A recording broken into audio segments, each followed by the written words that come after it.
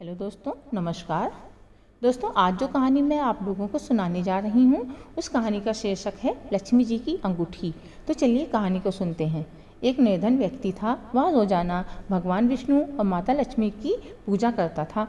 एक बार दीपावली के दिन उसने लक्ष्मी माता की पूरी श्रद्धा और भक्ति से पूजा अर्चना की। उसकी निष्ठा और भक्ति से लक्ष्मी जी बहुत प्रसन्न हो गईं और उसके सामने प्रकट होकर उसे एक अंगूठी देकर लक्ष्मी जी अंतर्ध्यान हो गईं। वह कोई सामान्य अंगूठी नहीं थी, वह बहुत ही चमत्कारिक अंगूठी थी। अगले दिन सुबह जब उसने अंगूठी पहनी और मन में धन पाने की कामना की, वैसे ही उसके सामने धन का ढेर लग गया। यह देखकर वह व्यक्ति खुशी के मारे झूम उठा।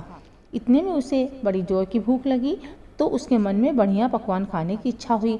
उसके सोचते ही उसके सामने पकवान आ गए। अब उस व्यक्ति को अंगूठी के चमत्कार के बारे में मालूम हो गया था। उसने अंगूठी की मदद से अपने लिए आलीशान बंगला, नौकर चाकर, खूब सारा धन, गहने तथा तमाम सुविधाएं प्राप्त कर लीं। माँ लक्ष्मी की अंगूठी की मदद से वह सुखपूर्वक जीवन व्यतीत करने लगा। अब उसे किसी भी प्रकार की कोई चिंता और कष्ट नहीं था। नगर में उसका बहुत नाम भी हो गया था। एक दिन उस नगर में बहुत जोरदार तूफान के साथ भयंकर बारिश होने लगी। कई निर्धन लोगों के घरों के छप्पर उड़ गए। लोग इधर उधर भागने लगे। बारिश से बचने के लिए एक बुढ़िया उसके बंगले में आ गई। उसे आते देखकर वह व्यक्ति गरज कर बोला, ए बुढ़िया, कहाँ चली आ रही है बिना पूछे।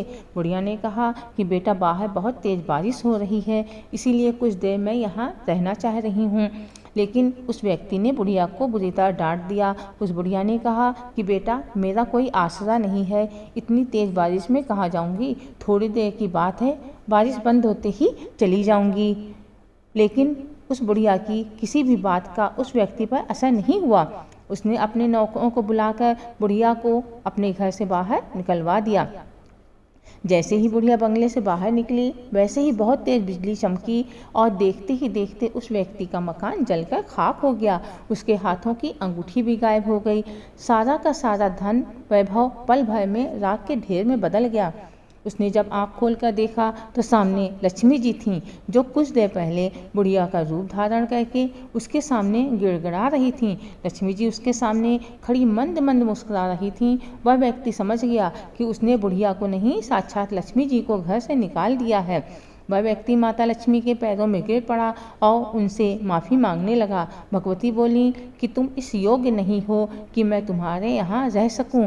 जहाँ निर्धनों का सम्मान नहीं होता, मैं वहाँ निवास नहीं कर सकती। यहाँ कह लक्ष्मी जी उसकी आंखों से ओझल हो गईं। तो दोस्तों, जैसा उसने किया उसका वैसा ही फल लक्ष्मी जी ने उसको दिया।